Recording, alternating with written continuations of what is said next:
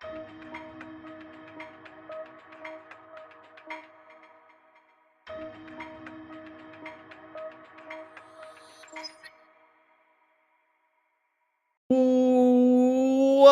to E4 Electric live stream, live from Bangkok. And today we're going to talk about some Cybertruck news that we have. Well, we all have one good one and one bad one. I don't know which one you guys want me to start with, but I think I'm going to start with a good one because it's been reported this week by multiple outlets that if you want a Cybertruck for whatever reason, I don't personally get it, but you don't have to be a part of the reservation queue, the 2 million reservation queue.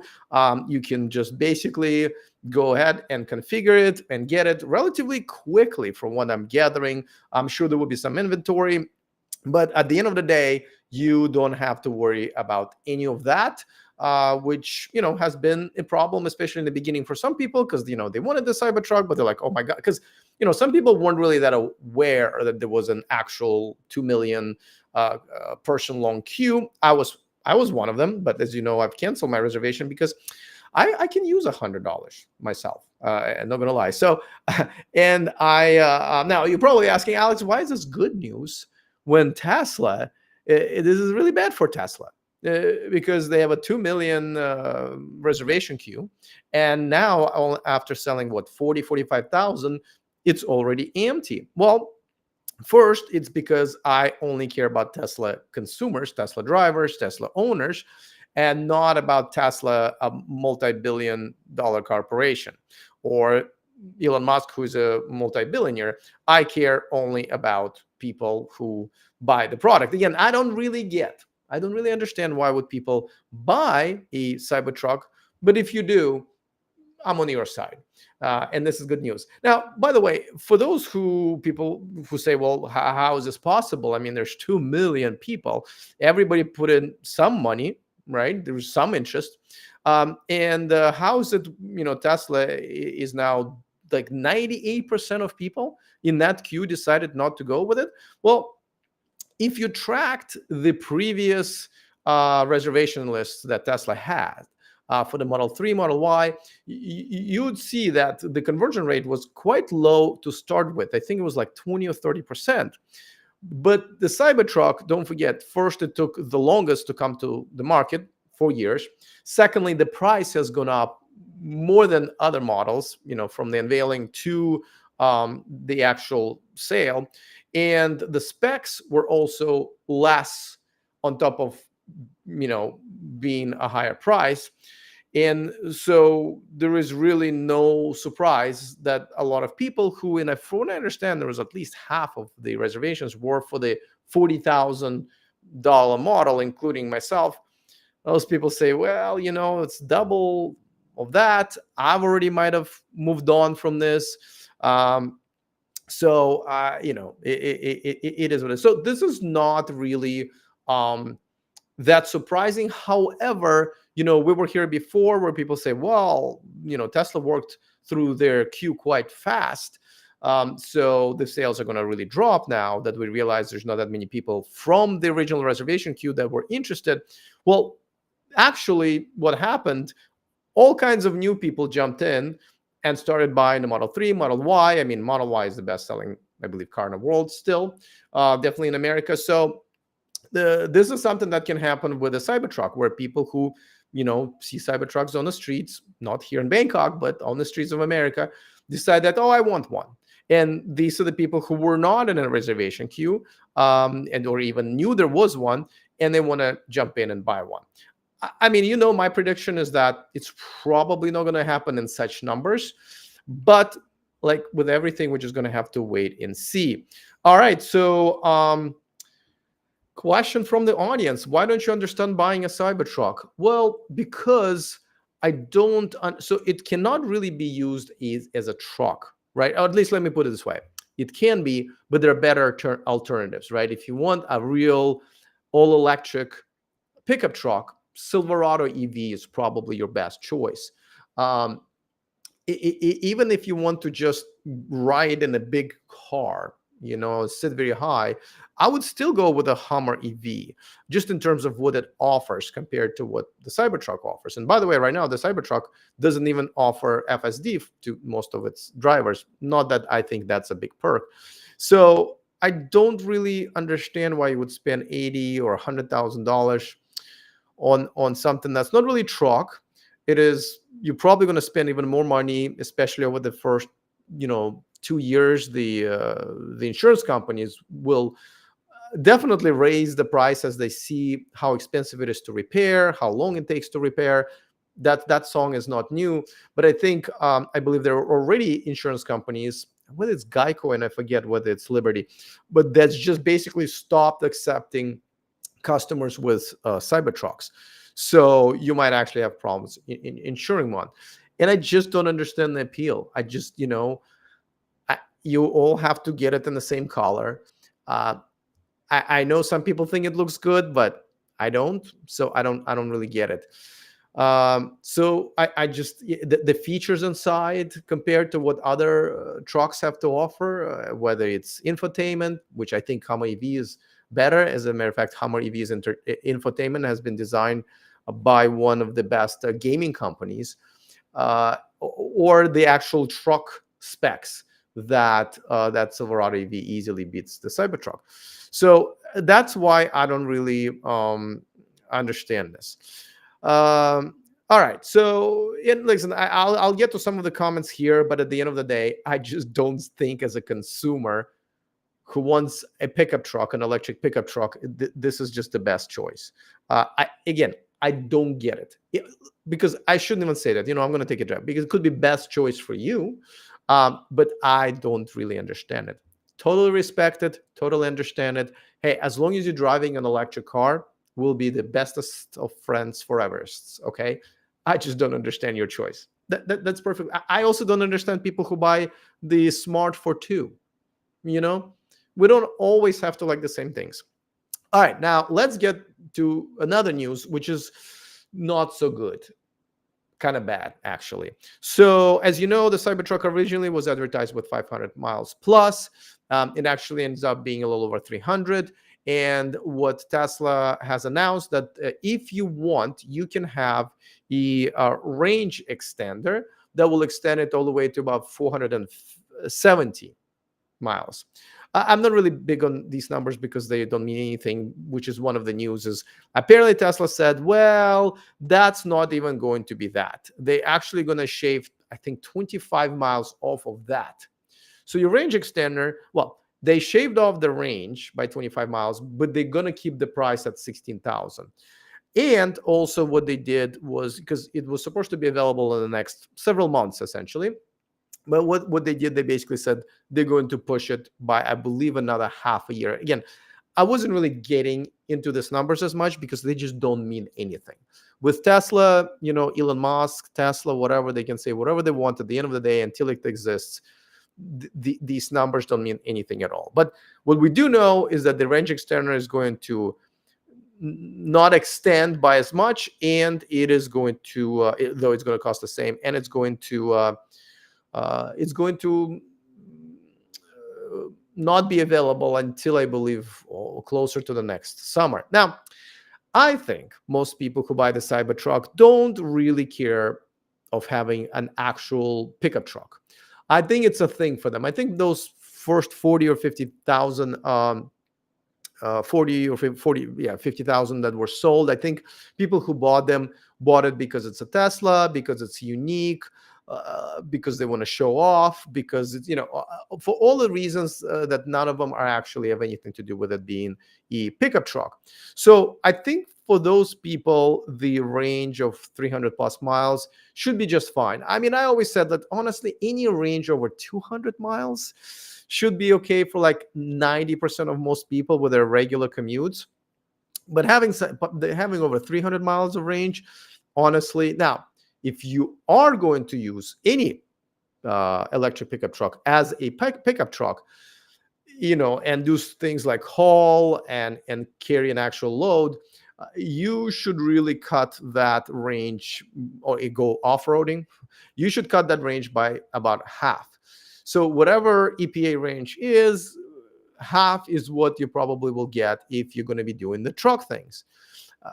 And then all of a sudden the 300 and what 20 or 30 mile range becomes 160, 170 mile range, and then now all of a sudden you start questioning, okay, well, do I go on a road trip on this? Are there plenty of chargers or not? Charging is not that easy when you have an actual trailer, depending on different locations. So it's becoming a problem. So range extender, as maybe unnecessary to a lot of at least current owners, might be more necessary or desired by the future owners, because at this point I think people who will start buying the Cybertruck will not be as huge Tesla fans as the first 30, 40, 50,000, and they might actually want to use the truck for those things, and therefore need the range extender. So they're going to have to wait, and the range is not going to be as long. Now, by the way,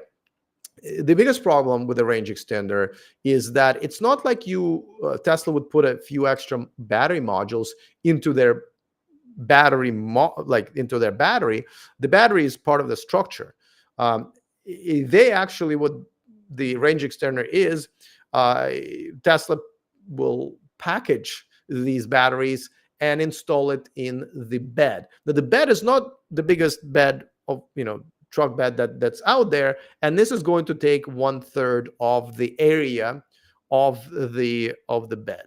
So again, if you're going to be using it as a truck, that's a problem. If you don't care and you're just going to put a few things on the back of your truck and this is really not going to make that much of a difference, that may not be as big of a problem.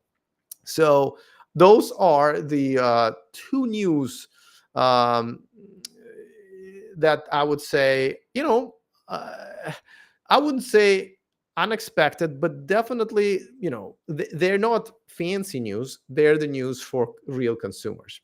So that's that. All right. Now, let me reply to some of the big, well, there's only really one or two here, Cybertruck fans. Well, let's start with Mark, actually, because that's more of a reasonable comment. Mark says, I'm not buying because of early production issues, high price, no tax credit, low miles. Yeah, everything that kind of matters in an electric car and a pickup truck. Yeah, okay, I agree. That's why I don't understand why people would. All right. Bobby Bishop says those 120,000 foundation models are less than a year old and used, well, it's $120,000 foundation models are less than a year old, and used ones are only selling in the low 90s, 20,000 plus depreciation in less than a year. Well, I mean, it's a whole different story. I'm not really sure if I want to go into, but a lot of electric cars are selling at much lower cost after 1 year, which I already made a video about this. I think if you want to buy an electric car, you should buy it now, and you should buy it used, because the prices will never be this low. Like these cars, some of them are losing half in the first year. It's, obviously the more expensive ones like Lucid and so forth, but nevertheless.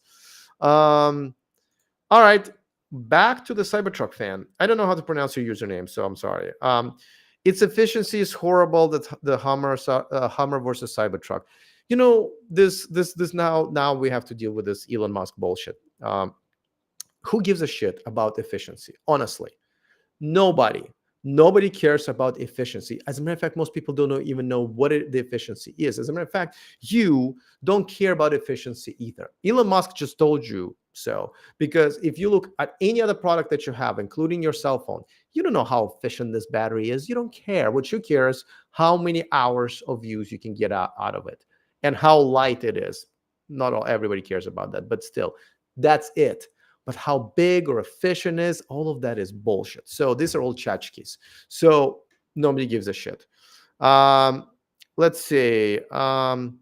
Butch Nelson says Geico reinstated insurance through Tesla. Well, yeah, it's essentially subsidized by Tesla, right? It's just, but insurance companies, and I don't blame them. Like, let's just for a second use logic here. I don't blame the insurance companies for not wanting to insure the Cybertruck. I mean, we've had this conversation before when it came to Tesla repairs. Tesla repairs are expensive. A lot of body shops that got certified, which was very difficult. If you talk to a certified Tesla shop owner, they'll be like, oh, this is a nightmare. A lot of them got uncertified because they realized that dealing with Tesla is a pain in the neck. Parts are delayed all the time, right? Because even now they're trying to meet their sales targets, which they're behind by at least 30 to 40,000 units. So they're not as excited about, making parts for the cars in the shops as they are excited, and need to make the parts for the cars that are going to be going into their quarterly results. And again, I totally understand this is a publicly traded capitalist corporation for profit. But what happens with these shops, first of all, there's a limited amount of them, right? So they have longer wait time just because more people want to use them, including, of course, Tesla shops themselves. And on top of that, what they realized is that because they are supposed to store these cars for longer than an average car, they end up having to rent more space, or really now become a storage company a lot of times when a Tesla vehicle has to wait for parts 3, 4, 5, 6, 8 weeks sometimes. And this is going to be no different with the Cybertruck, because there are no repair shops that will touch the Cybertruck, right? We're talking about exoskeleton, we're talking about stainless steel, we're talking about the battery that's really part of the frame now. No one's going to touch that. It's really just going to be up to Tesla to do this. And what's going to, so there will be delays. This is going to cost insurance companies more money. This is going to, what it's really going to do is going to raise price of your Cybertruck, because at the end of the day, what's happened already several times, and I think it's going to continue happening, is that with relatively minor damage, some of these Cybertrucks will be written off. And this comes to the point is that these Cybertrucks, just like a lot of EVs right now, the prices plummet very quickly, especially on more expensive models. So let's say it was $100,000 Cybertruck and somebody hit it. The repairs can, and let's say a year later, it's worth only 50,000 on the market, and now somebody hit it, and the repairs can easily go 30,000, 40,000 plus, because it's the stainless steel, any type of battery frame damage. I don't even know how they're going to fix the batteries when they get hit without replacing the entire thing. A lot of times the devaluation of these trucks will come from probably having to put on the title that it has frame damage, because almost everything there is a frame. So and it's going to drive the prices through the roof. Or like what's been happening already, even though maybe Geico reinstated it with the encouragement or maybe some subsidies from Tesla, but at the end of the day, a lot of these companies will be like, we don't want to deal with it. It's not like a Toyota Camry or Model Y where a lot of people have it. This is going to be a problem, and I think people will start realizing that their car payments are not, in some ways, might be, or their insurance payments may not be as small as they're used to with their other cars. Like I said, we will see. But the smart money and people in the industry who actually do understand repairs and body shops and that industry are basically saying this is going to be big it's going to be a big problem, but it's going to be also an expensive problem. And do you want to deal with them? Some people will, some people won't. All right. So Mark says, I need a truck bed, not a work truck. Don't care about towing. Yeah, but the payload will still get the miles down quite significantly, depending on what it is that you're towing, whether or not you can actually close the cover, right? Or it's going to be sticking out, decreasing or increasing the air resistance and decreasing the range even more. There are two ways how a payload decreases the range, right? So that's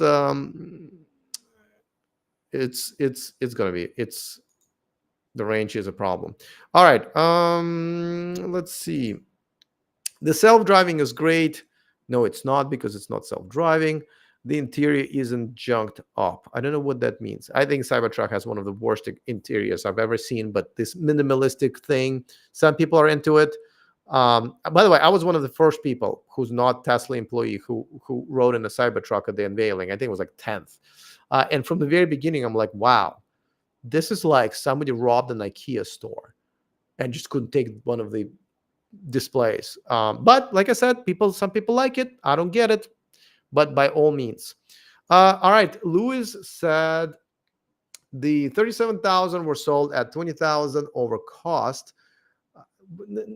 No, it's not over cost. I mean, that's just the price that Tesla sets. When people talk about cost, it's usually how much a car cost a dealership to buy. But since Tesla doesn't have dealerships, it's kind of hard to talk about cost because we don't even know what the cost is, especially if we do. It's hard to figure out, but you kind of have to wait for their quarterly results and the financial statements and stuff like that. So with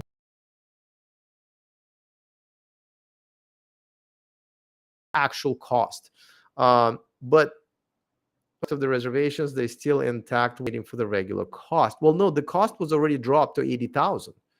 That's the thing. So when Tesla raised the prices, and reservation kind of, and that, and I talked about it. People said, well, but wait until it's the non-founder series and the prices are dropped. Well, this is the time, and they only dropped the prices only a few weeks ago, and already people who were in the rest of the queue waiting for the non-foundation series and the lower price already they're done. Now, you can argue that Tesla might still go with a $60,000 version. I doubt anything underneath. But then how many more weeks will the rest of the reservation actually going to last? Because don't forget, these are not necessarily people who decided they don't want the Cybertruck. Some of them just leased another truck. Or when they were reserving the Cybertruck, there were absolutely no alternatives. But now there are other alternatives. And they're not bad at all. Like if you look at the Silverado EV, it's got way more range than the Cybertruck, right? And those prices have been going down as well. I believe Silverado EV is now being sold for starting at 60,000, right? 20,000 less than the Cybertruck. So listen, these numbers just don't add up, in terms of arguing how this whole reservation queue is still going to be intact. Specifically because we already have experience with Tesla reservation queues, and we have some experience with common sense. Like I said, if you reserve a $40,000 truck that was being advertised for 500, mile range, and then you have to wait 4 years, and it's way less range, and it's almost double of the price, and there are alternatives in the market, just logically, the reservation queue will definitely get diluted. All right. It cost me to know. Of course, you're a Cybertruck owner. It's just weird. It's like you. I don't know if you genuinely love the Cybertruck and all of these things, or you have to. You have to defend your choice, which I would say you don't have to defend your choice. You bought a freaking car that you wanted. You know what I mean? The end. Are you happy? If you're happy, we're all happy because you bought an electric car. All right. It cost me $2 or $1 a day to drive the Cybertruck daily, 50 miles plus. Great. That's not the calculation that everybody would end up with because it depends where you get your energy and all that stuff, which state you live in and stuff. But listen, it looks like it works for you. And like I said, if you bought an electric car, we are friends. Anthony says, you're right. I haven't seen a single one in a Home Depot parking lot. Exactly. Right. Exactly. This is not a work truck, but somebody was arguing. Oh yeah. So Mark said, you're confusing a pickup with a work truck. I'm a homeowner. I need utility, not work. Well, you can explain to me what the difference is. A work truck is a truck that essentially it's a pickup truck that's being used for work. Those are not mutually exclusive. You know what I mean? Ice cream is also food, for example. So it's a pickup truck that's usually made to be some sort of either work truck or off-road fun truck. And you can call it all kinds of different names, but at the end of the day, the purpose of a pickup truck is to haul things, drag things behind it, go off-roading and all that stuff. And all of that cuts the range by about half, sometimes more, sometimes less.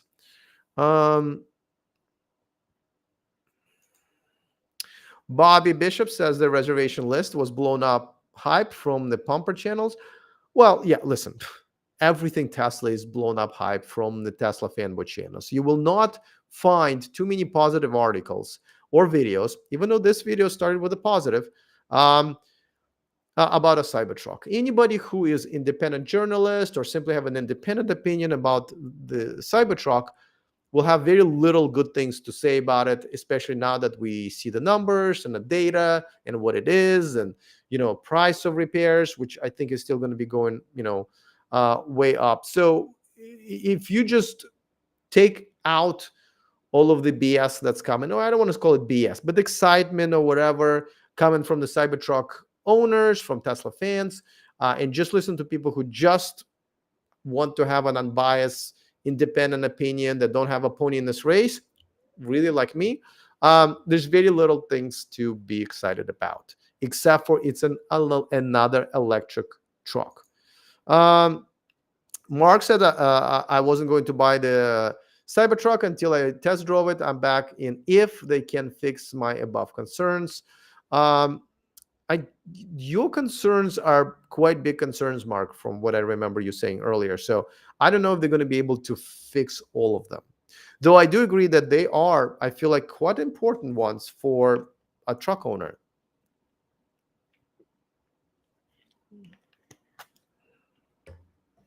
All right, next. All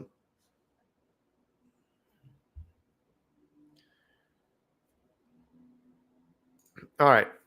He says, the app shows me exactly its mileage and how much I save on my cars.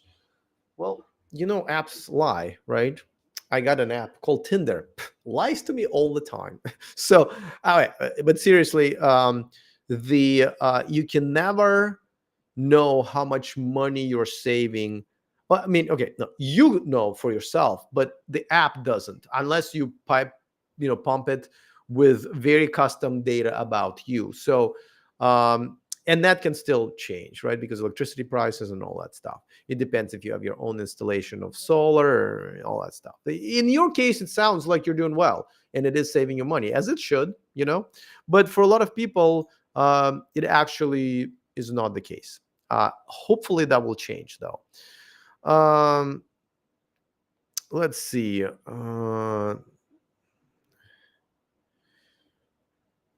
Okay. Now you say, if I was a fanboy, I wouldn't have stuck with you from day one as a viewer. Well, yes and no. Actually, a lot of Tesla. As a matter of fact, I would argue half of my viewers are Tesla fanboys. Again, I'm not saying you're in that category, but I know that a lot of people watch my videos because they just like somebody to argue with or submit a nasty comment to. Now, luckily, I welcome all of that, but I genuinely see people consistently watching my videos and consistently being very upset with me. Wait until you see my next channel that I'm working on. I'm actually working on a course, my own digital product for the new channel, so I don't have to have sponsors, which are pain in the butt. And this year, there's none for a lot of YouTubers. And wait until you see my opinions there. I think a lot of people will watch that channel just to get there. I hate this guy, and I'm perfectly fine with it. Butch says, have you ever experienced the updated supervised self-driving? It really is excellent. I have not. I live in Thailand, and even if I didn't, when I was in America, I didn't really have that much interest in it, because the only interest I will have in the self-driving technology is when it is, call me crazy, but self-driving. And this piece of shit is not. As a matter of fact, Tesla didn't want to release data about when interventions need to happen. And so somebody did an independent study, and turns out to be something really bad, something really, really bad. Essentially, they're saying Tesla would have to improve the distances between the interventions by like 1,000 in order for this to be an actual self-driving product.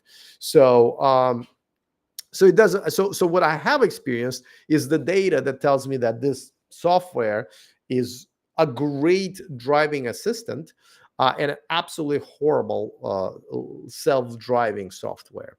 But I've talked about this topic for like so many. To me, I've always called it the greatest scam in the automotive industry since the Dieselgate. Okay, you talk about efficiency again. I already told you why that makes no sense. Let's see.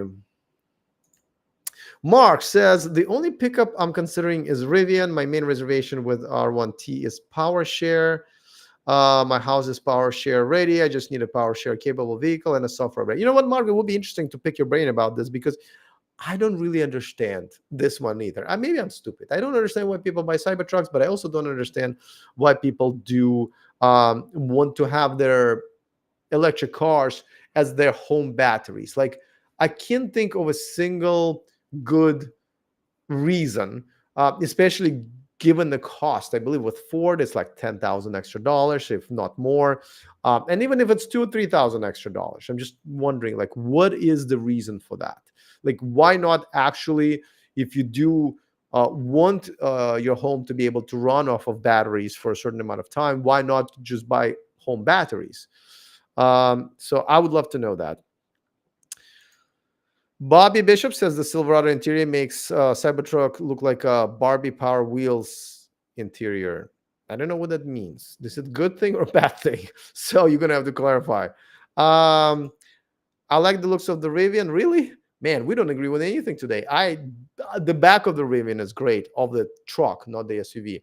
But the front, I always describe it like if a frog got stepped on and it just got these big eyes, right?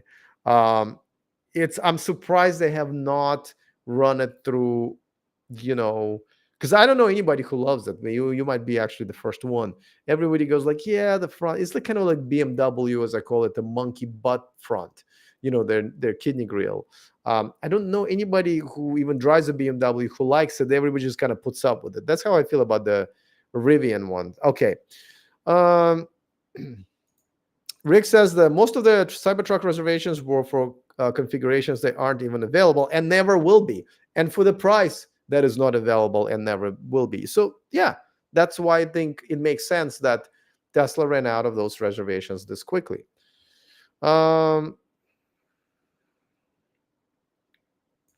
Most of those opinions are people that are not using the truck and driving it daily. Those opinions, I think, matter more. Well, I would concede that majority of current Cybertruck owners probably did not buy it because it's a pickup truck. So, my electric bill doesn't lie. Well, yeah, no, I get it, but also when you have an electric car, obviously your electric bill doesn't lie, but you can really you don't know how much you're saving per like as an actual number, because you also probably supercharge it once in a while. So that's going to depend on how often you do it, what are the rates of the superchargers. If you go especially to a different state, the rates are different there. So all of this is quite fluid, and your electricity rates can actually go up. And usually when you say I'm saving on my electric car, you usually compare it to the gas car, and those prices also go up and down. So that's what I'm saying. It's pretty much almost impossible to estimate it exactly, especially when you're using the app, because at first you said the app and now you're saying the bill. Yes, I can see how the electric bill, and if you add the supercharger bill, would give you a pretty good picture. Again, you would still need to figure out how much it would have cost you if you would have been using exactly the same truck that runs on gas. But your original statement was about the app, and you says it matches the app. Maybe you're very lucky then. I mean, I don't believe, I mean, honestly, like, I don't believe you, because like I said, I feel like it is, unless your app is really plugged into your utilities, and your supercharger, but that's a whole different story. But okay, I'm not really, I really don't care about winning this point, so I will concede, sure. Mark says, you're right, repairs, insurance costs are higher, but there's a luxury and a value judgment to all of this. Side note, I hate Elon and what he's doing, but I still like Tesla. I think more and more people hate Elon. As a matter of fact, I just voted, because here it's a different system how to vote when you're overseas. As a matter of fact, you only get to vote for president, vice president, the candidate, if you have somebody running for Senate, and the House of Representatives, and that's it. That's all my ballot had. Even though they make us register with a county, because I guess that's kind of makes sense, because it's counties that are in charge of election, vote gathering and certifying a lot of stuff. And so it's interesting. And I mean, like, I'm registered in Harris County in Texas. That's where Houston is. And wait, Harris? Yeah, I think Harris, which is actually kind of funny. Wait, is Houston in Harris County? Doesn't matter. I'm registered in a county where Houston is, because that was my last location in America. And obviously, as somebody who does not live there, it probably doesn't make sense for me to vote for like local resolutions or even the state resolutions. So that's fine. And I'm an independent, and I was having a hard time because I really was kind of leaning towards just not voting at all. I think I hate both parties equally at this point. I think they are doing some real damage to the country in two very different ways, So, but Elon Musk did help me make a decision. I'll tell you that much, because I literally, if you listen to what Elon Musk says and do the opposite, you probably are doing the right thing. So, but at the same time, my vote for president in Texas, just like most people in California, probably won't matter. Texas is pretty close for what I'm seeing. It's kind of weird, because in California, Democrats are leading by like 25%, but in Texas, the Republicans are leading by 5%. So it's still not going to be blue, but so it doesn't really matter.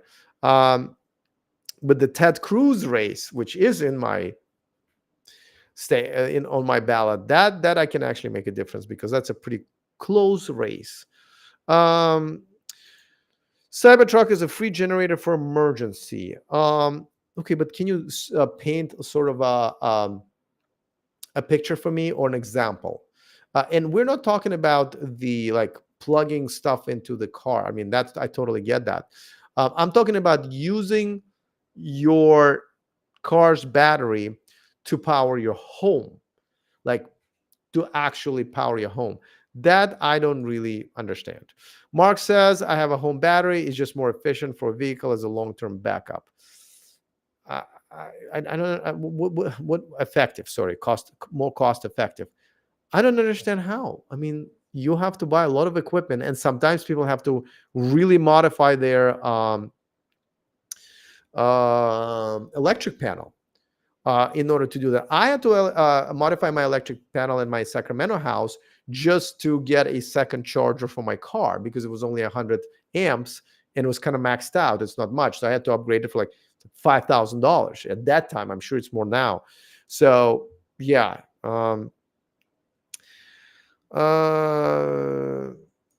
So am I saying Trump? I'm not saying anything. I mean, I got to tell you, I hated my vote. I have 3 main issues that I care about, and I voted against all of my freaking interests. I feel disgusting and dirty.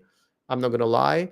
I just had some thoughts about what would be the right thing to do, really, for the country. Because like I said, I'm an independent. I'm not buying into either one of the sides stuff, but it's this is, I already promised myself, this is the last freaking time I'm voting against my interests. Next time I'm just going to vote for my interest, and then be it as it may. Butch says the reason is the power walls of home batteries are much more expensive in comparison to the size of the EV battery. 100 kilowatt EV battery is versus 100 kilowatt worth of power walls home. Okay, I see what you mean. But at the same time, but it might be more expensive, but your vehicle has to still have a lot of equipment that does cost a lot of money, at least currently, in order to kind of wire itself into the house. And also, you have to keep the same vehicle, past, let's say, your 3-year lease in order for your house to continuously depend on this. I don't really quite understand this. So maybe somebody can explain it to me, but I just don't understand the vehicle to grid technology. I mean, I understand how it works. I just don't understand the purpose of it. So here's what I'm saying. Okay, so Mark says that you have a Tesla Solar and Powerwall 3 with wall connectors already paid for. I know. Just because it's already paid for doesn't mean that it wasn't real money that you paid for it. I'm pretty sure it was real money. So what I'm saying is that, and that's what I would recommend people do, right? Like, if you want solar power, if you want to power your electric car with solar power, get the solar, get the battery. There are tons of different, solutions for that. It doesn't have to be Tesla, or one can be Tesla, another one can be something else. But that's what your solution should be for either saving money, for example, or if you do live in an area where it is important to you when the power is out for more than a day, that you do have power guarantee, right?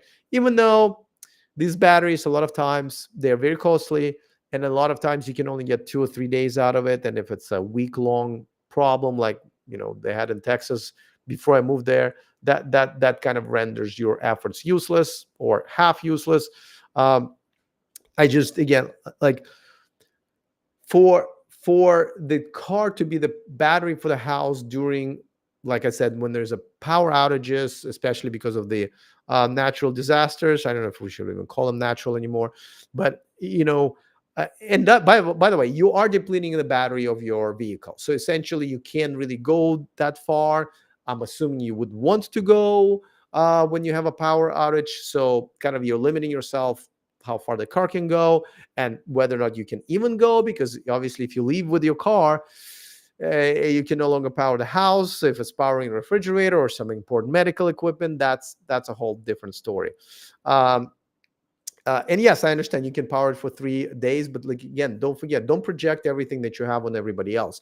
I believe that majority of people who do get batteries, they get about 1 day worth, because it is very expensive. It's one of the most expensive parts of the solar installation. So to me, depending on your car, for your houses, like once a year, let's say, I would say at worst, lack of power for 3 or 4 days, it kind of just doesn't really make sense. Not just financial sense, but like I said, you have to have extra equipment, and it is expensive right now.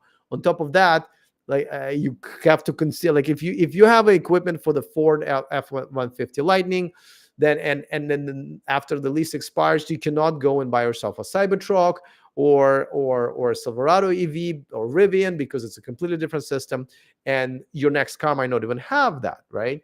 So that's why I don't quite understand why you would want to tie up your vehicle to your home, invest all of this money for once in a while event that still robs you of having your car.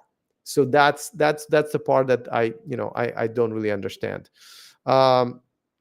Mark says, according to Tesla's website, my setup is already power share ready. Let's see when it actually happens, right? Tesla says a lot of stuff on their website and Twitter, and that does not necessarily mean that that's actually true. The only missing pieces are vehicle capable of, well, yeah, we're only missing the most important part here, and a software update based on my current home setup. Nothing else to install. So listen, like I said, I get it. People do that. My friend Tom Malogny, he has that setup and he loves it. But at the end of the day, I don't think a lot of people just have all this money to sort. Like, if money is no option, then yeah, sure, do that. But I think a lot of people do care about their budget. They do care if they're going to have to dish out $10,000 on an equipment for a car that they may not even have in 3 or 4 years, just so you can power this house, especially because like solar panels and a solar, batteries for your home do increase the value of your home. I mean, there, you can argue by how much and all of that stuff, but it does. But if you have Ford's equipment to power your home from your F-150 Lightning truck, that does not increase the value of your home, because the next person moving in, let's say if you sell your home, is not necessarily going to have an F-150 Lightning, or would want to buy one. So there's just so many uh, there's just so many things. Oh yeah, and by the way, I agree, there are so many cheap alternatives, uh, and including the gas power generator, right? I mean, if we're talking an emergency, right, if we're talking an emergency, then gas power generator and a bunch of gas that you have to store is a pretty decent solution. Is it the most environmentally friendly solution? No, but nothing that you do can be 100% environmentally friendly, right? The Amazon truck that's delivering to your neighborhood, unless it's Rivian, but we can go with FedEx and others, will still pollute. The planes and trains and semi trucks that are delivering almost everything you have in your house will still pollute. So if you're that concerned about the power outage, and you do need an alternative solution, I would say the cheaper solution and probably more efficient solution would, unfortunately, and I know I'm saying this on an electric car channel, would be for now a gas generator, though there are plenty of products that also have a portable battery generator. So it's just, I just don't understand this technology. I think it's one of those things that might just come and go. People get excited about it, like it's kind of cool thing to do, and the manufacturers are able to do it and maybe have a leverage on their competition one way or another. But at the end of the day, I think once people realize what it does and what it doesn't, and how much it's going to cost and what the alternatives are, then I think people will just stop buying this feature and it will just die off. So yeah, vehicle to grid, I don't get it. Let's see. The Cybertruck can run your whole house for 3 days. With solar, it can run indefinitely if needed, if your solar system is large enough. Okay, but forget about the solar system at first, right? And by the way, no, it cannot run it indefinitely unless you have the batteries, because it's not going to run it during the night, right? So, okay, so that's aside. In the statements like the Cybertruck can run or anything that can run your whole house for 3 days is such bullshit statement that tells me, I don't mean to be offensive, but it tells me you don't know anything about this. It depends on how much electricity your house needs. Also, how much electricity, because when there is a power outage and it's in a battery is being used, usually there's a setup to tell the system, okay, we're in a power outage situation. We want to make sure we last for as long as possible. We don't need to power this, and this, but we do need to power, let's say, a refrigerator and some medical equipment for sure, right? So you can't say that it's going to run us for 3 days, because bigger houses with bigger air conditioning, heating, it matters. It matters, and you cannot say it whether 3 days or on a big house. You cannot. Tiny little house, you can probably run it for 5 days. So this number 3 days, it means absolutely freaking nothing. So please don't say it. Let's see. Jeff says, I totally agree. The vehicle to home is overhyped. I think it's a nice extra, but not worth the cost. I agree. Installed batteries or generator are much better, but vehicle to home could help if these fail or have an issue. The emergency setup is how they design the power share. That's correct. I know I'm always talking about solid state, but vehicle to grid will make more sense when you have that energy density. I don't even think it's about the technology or the battery. I just think that, like, again, if you have a power outage for 3 days and you need your refrigerator to run, you cannot use your electric car, because if you leave for a couple of hours, your refrigerator can already start, defrosting. If you leave for, longer than that. Or if you have some medical equipment, like I actually do have some medical equipment. I have some medication that I keep in a small. Well, actually, forget about me. There's tons of diabetics, right? So diabetics need, I think, daily. Doesn't matter. They need injection, insulin, right? Insulin injection. So that insulin has to be kept, I believe, between 2 and 18 degrees Celsius. And that's usually less than what room temperature gets, especially in summer in most places, definitely here in Bangkok. Um, but it's also not something that you can keep in a refrigerator. So there are small little medical devices that I also have, even though for different purpose, that will keep your insulin capsules at that specific temperature. As a matter of fact, you can specify it. Like that device, okay, so my device does have about a 6-hour battery in it, but beyond that, all the medication will go bad. In my case, I use it only once a week, but some people use it once or twice a day, and they cannot just have their medication go bad in the middle of a power outage. So you may not be able to use your car at all if you have some medical equipment in the house and you depend on your truck. I feel like a gas generator is just a better solution, especially when it comes to some important stuff like your health, right? So yeah. Okay, so what else? I was actually thinking about doing a live stream about Rivian, because Rivian's got more and more and more bad news this year. And honestly, I don't know how long that's going to last, because they're not like Tesla, right? Tesla doesn't need anybody, really. They have plenty of money. They have plenty of fans. Rivian is not it. Rivian doesn't have plenty of money, and they don't have enough fans to be able to sustain themselves if they're going to continue doing the BS that they're doing. I think I told you last week or a couple of weeks ago that they didn't order some part from a supplier correctly.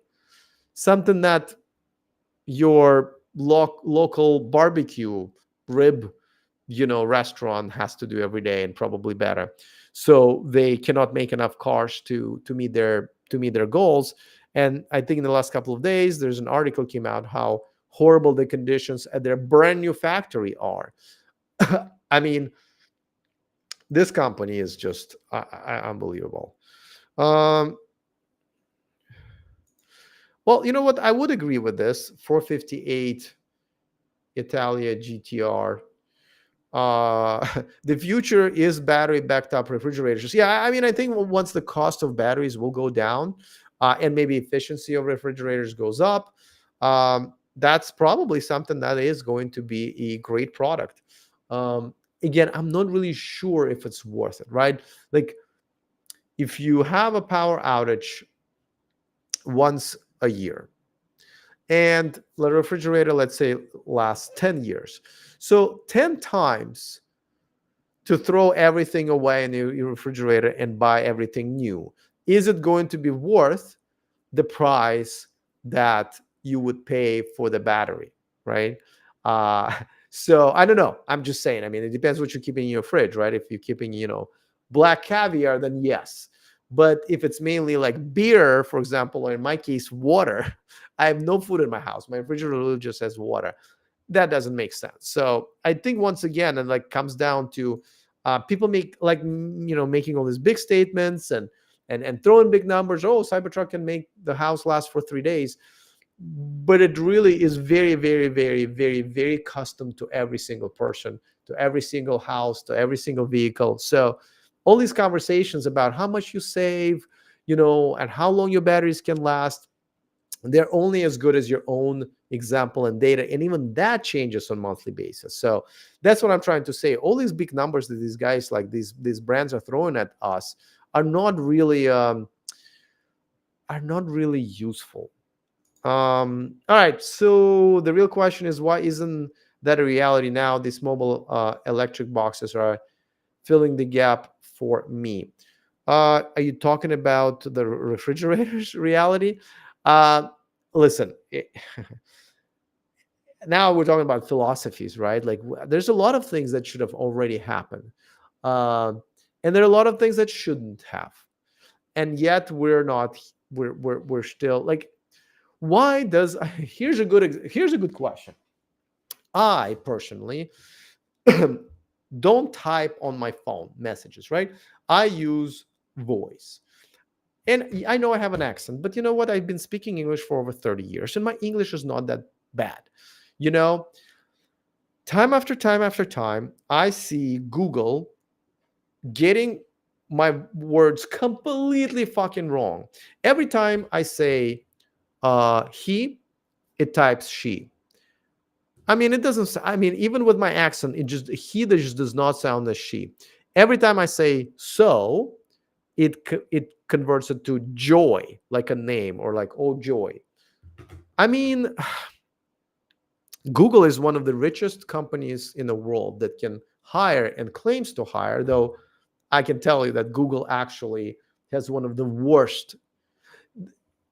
Google, by how they hire, cannot possibly have the best software engineers out there. And I can explain. But I was part of Silicon Valley for a while, and just the interview process with Google and types of people who would even want to do that points to the fact that no good engineer would ever interview and work for Google, or very, very few.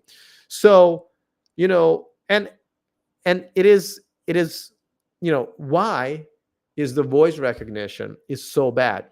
And even further than that, if I said, hey, uh, I drive an electric car, I say it into Google, right? I drive an electric car. And let's say car, bar, tar, whatever. So let's say the Google thing heard tar or bar. It will say, I drive an electric bar. There is absolutely no safeguards there to say, well, if this guy's talking about driving and it starts with an electric, bar is probably not the right word. As a matter of fact, it's probably just one letter off of the word that's most likely to be in that place. And they have data for that, obviously. So let's probably just transfer it as car. So my question is, I mean, since we're asking questions, why isn't it a reality? Well, why isn't this a reality? I mean, the voice recognition has been around for 15 years. And this is Google that's kind of really relies on it, right? They consistently push their voice-to-speech technology. So why is it such a simple solution that this guy, who's just a YouTuber, can figure out? Why can't the Google people figure this out, or want to figure out, right? So there's a lot of questions you can ask why. You know, and well, here's an interesting comment. How did Apple Siri get worse over the years? Well, so Google voice to text also got worse. It actually, about 5 years ago, it would get most of my stuff right. And now I don't send any messages until I check whether it got it right. And a lot of times it doesn't. And now here, where, you know, when I talk to, you know, for example, I mainly date Thai women who don't speak English. It becomes even more important, because if one of the words is misspelled, once it gets translated automatically into Thai, she won't even have a chance to understand that, oh, he meant this word, because it's going to be complete gibberish using Google Translate. That's not very good translating from English to Thai, by the way, or the other way around, because the languages are extremely different, structures and meanings and stuff like that. That's why it's taking me forever to learn it.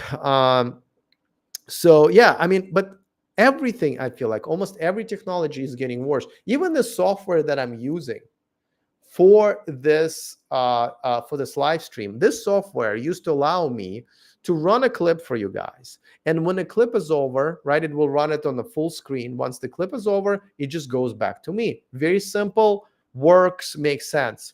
Their new and improved UI does no longer allow that.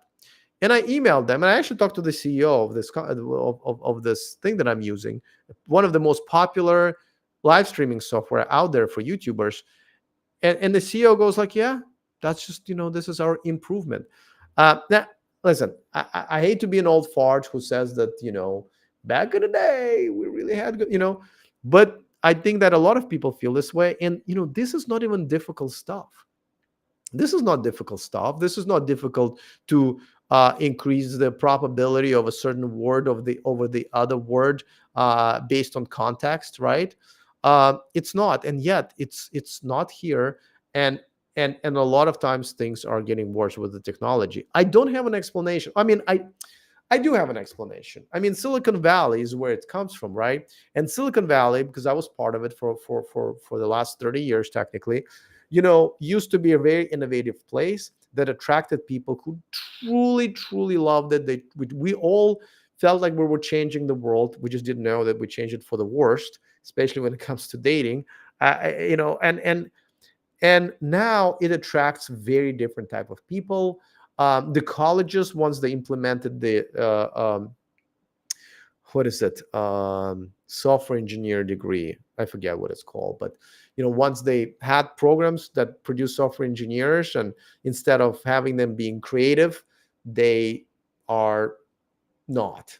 The languages, even the programming languages, have gone into the into concepts and the way they work, where it's much harder to be more flexible and be more creative. So it's it is what it is. I don't have an explanation for you. I really don't. You can see the future voice dictation and what things will be with advanced voices and ChatGPT. Just sucks it has to be behind a stone wall with all limitations. But even ChatGPT is not that great. It's not that. I mean, I know it's all of this is getting better, right? The voice recognition, the robots, the self-driving technology, all of it is getting better, um, but not fast enough, and in some cases it's getting worse. But I don't know what to tell you. I mean, it is what it is. All right, what did I miss? How did Okay, you guys were complaining about Siri. All right, let's see. You guys want to pick another topic before I go to bed? It's about 2 o'clock in the morning here in Bangkok. You guys probably know I've been having problems with my voice. I'm getting really tired of having problems with the most important, well, I wouldn't say most important part of my body, but most important part of my body for this job. I am working on a product for my other channel, which will require me to do a lot of talking. So, and I'm really excited about the new project. I kind of, when I started this channel, our big purpose was to, make electric cars, a thing, make sure that Tesla survives, make sure that people actually like it and the technology is beneficial. And, I feel like we're in the right track. Like we got it. But the my new channel, which is going to be talking about the modern dating, men's rights, and, part of it is going to be what's called the red pill movement.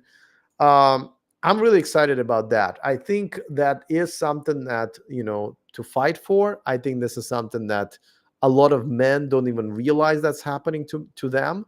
And a lot of times they don't know who to turn to. I know of plenty, including one of my best friends, who literally opted out from dating ever, essentially. Would have made a great husband, would have made an amazing father, would be a great provider, and all of those things that I think any girl would be lucky to have.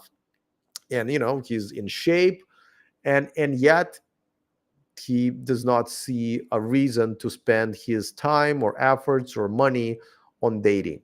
And more and more people, men specifically, feel that way. So my course would be about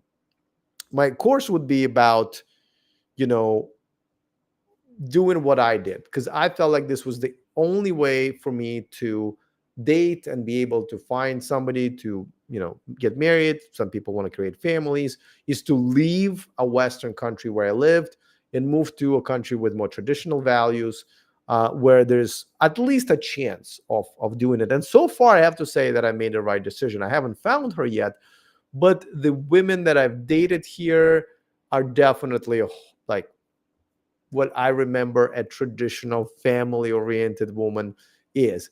The "I don't need no man" has not really made it here yet, though I see the cracks already.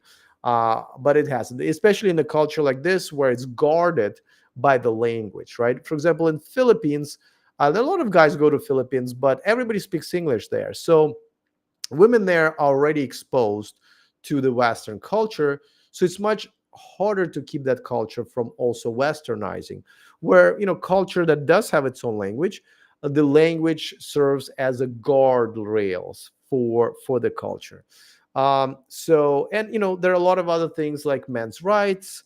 I think men don't realize how many rights they're missing, and probably should be fighting for. I don't think men realize that, even if you look at the latest budget of our country, that women get budgets for things that a lot of you can argue they don't really need anymore, where men do, and there's zero budget for that. um, and I do, for example, think that even though I have never would have gotten married in America, but I think it would be nice if people wouldn't be afraid. But I would want, the alimony laws to be changed, the child support laws to be changed. These are essentially rights that men do not have in the US. So there's a lot of things that I want to talk about, but at the end of the day, my product and sort of what I will be suggesting on the new channel would be that, move out. A great example for a single man, a single man who lives in a Western country would be is this. It used to be, if you have education, if you had a good career, if you were a good man, if you were in shape, if you came from a good family, if you were, well traveled, well spoken, if you were a gentleman, those things were something that would almost guarantee you that you would have a good woman by your side. That's no longer the case. So a good example for this, and this is going to be definitely front and center of what I would recommend, men do, is think about themselves. Well, first of all, if you're not that man, you should improve yourself. You should definitely develop yourself and better yourself. But once you're even close to that, you have to think yourself as like, a great example is a bottle of water, right? So this bottle of water is probably what, 50 cents at the grocery store. It's $2 at the restaurant, right? Um, it's $5 at an airport, or a fancy lounge or jazz club, right? And it's $10 in a business class on the airplane. Same bottle of water, like literally the same bottle of water. So, but the location is different. So if you're not being valued for what you are, right, whether it's a bottle of water or somebody who has good education and a stable income, and and many other things that used to essentially comprise a list of what a high value man is, you have to move from the grocery store. You got to move this water to the business class on the airplane, so you are valued differently. And so that's what, like, for example, for me, Thailand is here. Some women still do, first of all, respect men. I mean, that's something that's been missing in Western countries. Like, they actually respect men in general, because men, the professions that build and maintain the entire infrastructure are predominantly men who build stuff, right, and maintain stuff, and serve in, law enforcement and military. Again, not all are men, right, but it's mainly a men's uh, industry that maintain everything. And there's just no respect for men anymore, right? In Western countries, but here there is still respect for men. And of course, here a lot of women still want families. They do want strong men. They don't want, simps, like is actually what most Western women are now demand, and a lot of men turn into, unfortunately. So I feel like there's a lot to talk about on my new channel, and I'm really excited about it. Mike Lip says, "What is the name of your new channel?" I don't know yet, because Right now, I'm just working on the digital product, which would be the online course on everything you need to know to make a decision, pick a country, and move to that country. It is an extremely long process. For me, it was a year-long process to leave, to make the decision and to leave. And another, and I'm still in this process. It's now been over a year of figuring out where I'm at and how to date here, because everything goes out of the window. This is a completely different universe. So I'm working on that. And now, men like me are the term for men like me right now is passport bro. But one, I hate the term, and the term has already been hijacked by this little jerk offs who come to countries like Thailand, essentially rent a westernized local girl with tattoos and nose ring and who speaks English and acts already Western and, you know, running around in inappropriate clothing and tries to get on cameras, got bikini shots on Instagram, tries to, all of that stuff that they come here and it's just, they're able to afford this women here. But these are not passport bros as the term intended. Like I'm not looking to basically for cheaper hookers or better hookers. I'm looking for an actual traditional woman. And these guys who are making this passport bro videos completely ruined the term. So I'm looking for a new term, and it's hard to come up with because essentially I have to come up with a new term. Which Southeast Asia countries have you visited? Okay, so I just visited Cambodia. Obviously, Thailand, Vietnam twice. Okay, I don't know if some of them are, but okay, so I'll just tell you the Asian countries. No, you know what I do? I have a map. I have a digital map where I keep track of all the countries I've been to.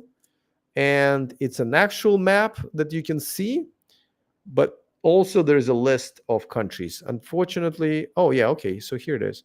So let this app tell me okay, so it just says East and Southeast Asia. So here are the countries I've been to in East and Southeast Asia: Cambodia, China, Japan, Malaysia, Philippines, South Korea, Taiwan, Thailand, and Vietnam. I also was in India, which is South Asia. So quite a few. I am planning on going to Laos, maybe in a couple of months, and then Indonesia, most likely Bali, sometime next year. I really want to slow down my travels. Honestly, I've been traveling for the last 5 years, and I've visited like 25 countries just since coming here a year and 4 months ago. I've visited like 13 countries. So plus different cities and here in Thailand. I love traveling, but honestly, at this point, like it's unlikely that I'm going to get and visit another country and learn something extremely new or have some sort of a mind-opening cultural experiences, because like I've been to quite many different countries, and not just been to, but actually lived in now. I've now lived in three different continents and three very different cultures. So I feel like I don't really need to travel anymore to become more worldly. And I definitely don't need to travel for my business anymore, because this channel has not really been picked up by any major sponsors that would be flying me out like they have in the past. So it's it's definitely getting on the way of me. For example, learning Thai. Learning Thai has been one of the probably the most challenging and difficult things that I would do in my 40s, and I'm almost done with my 40s. And I have at least 2 or 3 more years to go. I need to concentrate that's actually my number one priority besides my health. My business and my channel really is my number 3 priority, which it is. I mean, I am sitting here at 2 o'clock in the morning after having a full day and playing a soccer game in a 90-degree weather, Fahrenheit, 30 Celsius, and I'm still sitting here, talking to you guys, even though nobody has super chatted. I'm just saying. Yeah. Let's see. Oh, okay. You guys want to come up with some names for our channel? M for men. Well, you probably misspelled men, but I get it. Men's room. Hey, RP. You know what? These are pretty good. Okay, so men's universe. Yeah. So the men's department, men's room. These are pretty good. Here's the thing: a passport bro, right? And I guess the social media help, but a term needs to combine two concepts. One is a single man looking for a relationship, and two, a single man who's looking for a relationship and has to go overseas to get it. You know, that's not easy. And I have some. All right, since we're brainstorming, right? And I'll answer the question about Japan in a second, but it's not that easy because, like I said, passport bro, if I say passport bro, and you don't know what that means, it's unlikely you would know what, like, or could guess what that means, right? In my case, since I am creating my own term, I have to be quite good with it. Like, so for example, E4 Electric, not a good name for a channel if you just want to say, hey, I run a channel called E4 Electric. The next question is always, what is it about? Now, I've never been asked the question about the previous name of this channel, which was Everything Tesla. Quite clear, right? All right, so my course is going to cost $1,000, but it is a long, long course. Okay. Yeah, I mean, some of them are not really big winners, but Men's Haven Abroad, Men's Dating Relocation Coaching, Men's Relocation Project, Global Dating Project, Men's Guide to Dating Abroad, International Dating Project, Global Wingman, International Wingman, Men Gone Global, Men's Reality Channel, New Life Abroad. I mean, the foreign concept, foreign affairs. I mean, these are all very weak. I mean, this is just all I got. But I will add men's room. That's actually kind of cool. But so it's not. Yeah, international mail. I believe it's already taken, though, right? But it's not bad. Mailman. Damn, you're better at this than me, and I've spent like weeks thinking about it and involved some of my other YouTuber friends.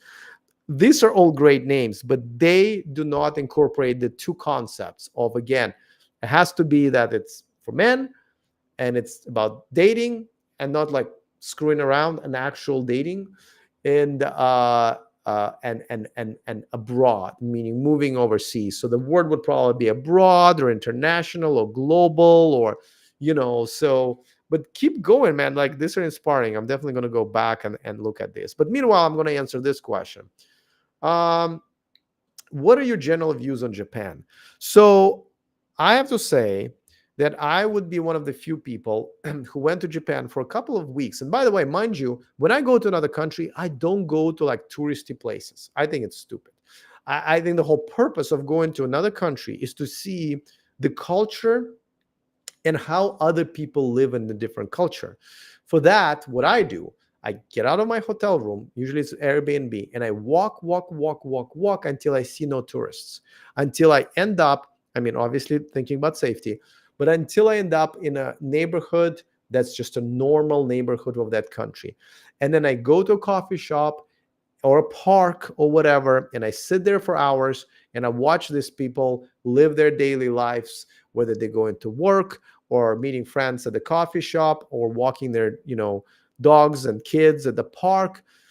That's where you get to know the culture. And of course, try to talk to them if you can, if the language allows. In some countries like Vietnam and Philippines, you will, or Thailand, you cannot not to talk to people. These people are amazing, and they will talk to you, and they will invite you into their tables and into their living rooms. It's unbelievable here. It really is. Like, I can walk into a room full of Thai people at the music lounge or whatever, and if I'm by myself, even though most of them don't speak English and my Thai still sucks, and they assume that I don't speak Thai anyway, they will still wave you over and invite you to their tables and give you the last, bottle of beer. Because these people are absolutely amazing. Yes, Alex Needs Women is a great, great channel name. Right. These are all good. Old school dating for men. Yeah, but that's too long, right? All right. So Japan. We're going back to Japan. So I went to Japan 2 weeks, much longer than I normally stay. But it was 2 weeks because I was really looking forward to Japan. And my God, I fucking hated that place. Oh my God. I mean, I hated the people, I hated the buildings, I hated the cars. Everything is just some sort of a shade of gray. And I don't mean it in a good, kinky way. I mean, I would walk down the street when people would be coming from work. So tons of people walking down the street, right? And it would be like dead silence. There will be no emotions or laughters or anything in the air. This is just so freaking depressing. They don't like foreigners there, generally speaking. There is, and you can say it, and just not the way they look at you and they talk to you, but also like there will be no signs in English. There will be just no accommodations whatsoever. Even in touristy areas, like some menus would just not even be in English. Like, yeah, we don't care. Um, I just hated that place. If I could have left early, I would have. But I've already had everything booked, and like my airplane tickets were not like changeable, and my Airbnb wasn't refundable, or hotel, I forget what it was. Man, I hate it. Now, a lot of people love Japan and Tokyo specifically. That's where I went because when they just do touristy things. And if you do touristy things, you will enjoy pretty much any country because every country has built a little America or a little Europe for you to feel like you're still at home, right? You will drink beer, you will eat pizza and burgers, everybody would speak English, there will be Hooters, there would be McDonald's. Why go abroad? So, and I have been to those neighborhoods in Japan. And yeah, it was great. Those neighborhoods were great, but I wasn't really in Japan. Just like here in Bangkok. Yeah, you can go,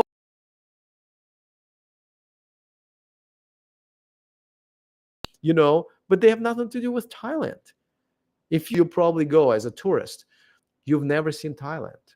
You've seen what Thailand gave you, so you feel like you're still in America, but it's not. Um, so I genuinely hated Japan. I would not go back unless it would be for business. And I don't see Toyota inviting me anytime soon. Culture dating for men. That's pretty good. What are we talking about here? Well, we're talking about, well, you can pick a next topic for as long as my voice lasts, but we're talking about my other channel I'm starting about essentially passport bros or men leaving Western cultures to look for traditional relationships in other countries. Thank you for my honesty. Yes, that's one thing that I really pride myself in. Um, AI global man. Culture dating for men. Um, Alex the Booty Hunter International Edition. Yes, that is, yeah. But also a lot of people. Here's a problem, and I'm going to have to defend this a lot, right? I want people to know that this is not what happens a lot of times when people come here, men come here, and essentially just because it's cheaper to hire a good-looking hooker, like that's not what I'm talking about, and it's not to attract women who are like desperate to have their bills paid, which by the way is another myth, because because like Americans don't even understand that like people are not like, just because they don't have money doesn't mean that they hate their lives. As a matter of fact, if I look at people coming home from work or driving home from work in America after being in a nice cushy office job for 8 hours, making six digits, and then I look at a Thai person after working for 12 hours in extreme heat and going home by foot, and I just talk to that person or observe those people, type person would win every time. These people work so freaking hard under these conditions, and they're still so happy at the end of their excruciatingly grueling days that I could never do. I would just die, right? No, I couldn't do it. Then people living in comfort of everything in a Western country. So like these people, like even these women, they don't need your money. By the way, there are no homeless here, pretty much. It's not like yeah, you can, yeah, obviously if you're going to date a girl and she's going to live in your really nice condo with an amazing view, But she doesn't care if she has to go back home and live with her family. It's not a downgrade to her. She's just going to be like, oh, I get to live with my family again. I miss that, right? So and plus the public transportation and taxis here and bike rides and all that stuff, people don't mind taking that. Like sometimes even I would rather take a subway or SkyTrain rather than be in a car. So for example, like I mean, there are obviously gold diggers still here, obviously, but generally speaking, you cannot really, if you're going after a real traditional woman, you cannot buy her.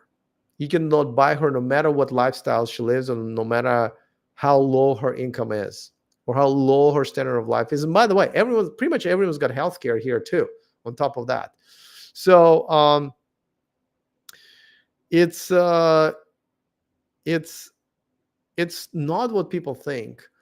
And a lot of times you can bring as much money with you as you want. and this is not a way, and it was just not going to impress a Thai girl that much, or a traditional girl in any country. So it's just a lot of myths that are not true. And I definitely want to defend actually good men like me who literally just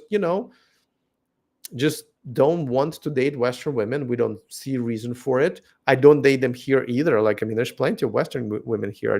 They're invisible to me, and who want to actually have a traditional wives, or as we used to call them, wives. What's my thought on what? Okay, if people move to Thailand, would it increase cost of living? No, it will decrease it drastically. But that's not the right reasons, I think, to move here.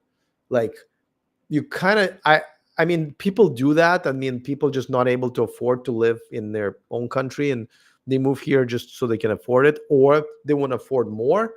I don't think, like, that's a nice perk, very nice perk, but I don't think that's the right reason to move here.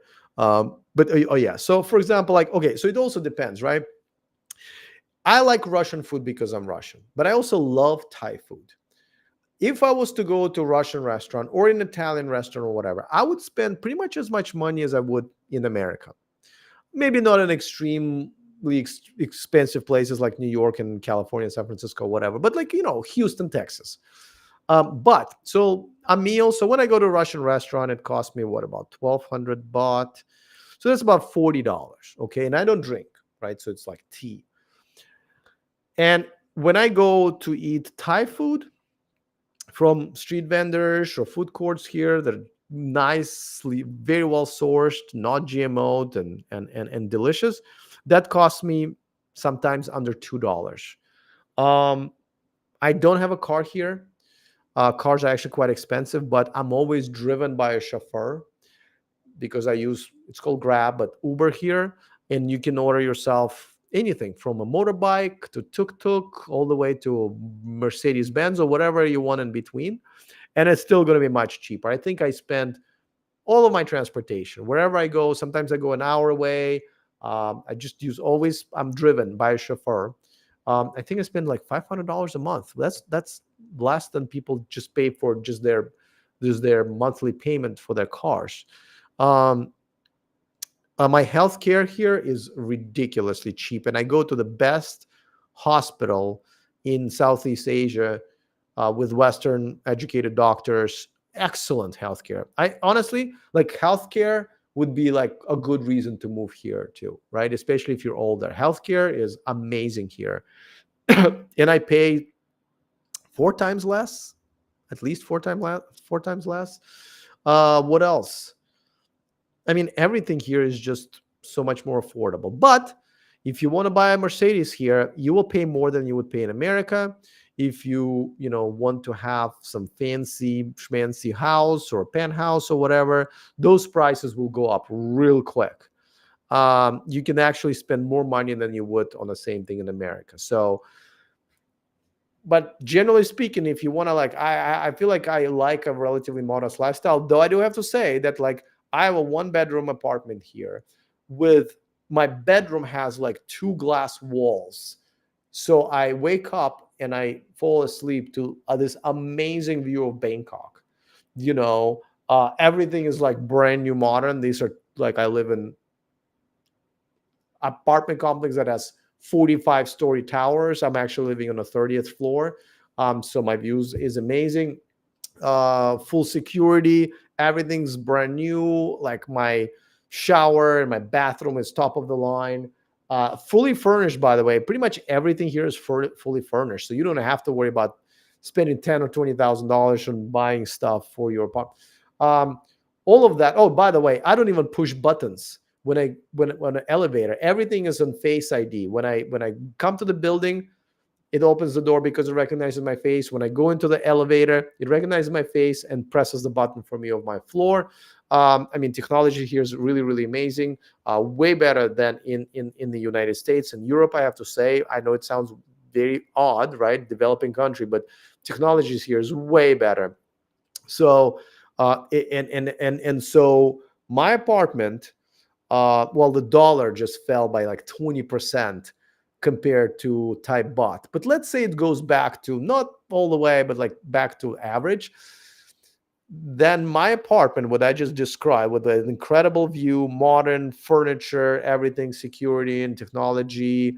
We have 2 amazing swimming pools that are overseeing the city, 2 gyms, amazing. I mean, just facilities, and it's also at the canal, and it's only 1 minute away from a subway station, which is extremely important here because when it's hot, you don't want to walk for more than 1 minute to public transportation.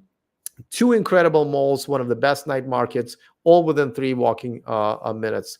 And this is one of the best brands here. I'm not bragging. I'm just trying to tell you, you can come here and live the same. And it cost me $800 a month for this. So the cost of living here is unbelievable, I do have to say. All right. So we're still brainstorming my, channel name. Man of the World. Yeah, no. So these are all good, but don't forget, Man of the World does not imply that the dating part, because my channel is going to be about why things don't work for relationships in the Western world. A little bit about men's rights, but also moving to another country, understanding what a traditional woman is. Because, I got to tell you, I've always been with traditional women. And my last relationship was over 5 years ago.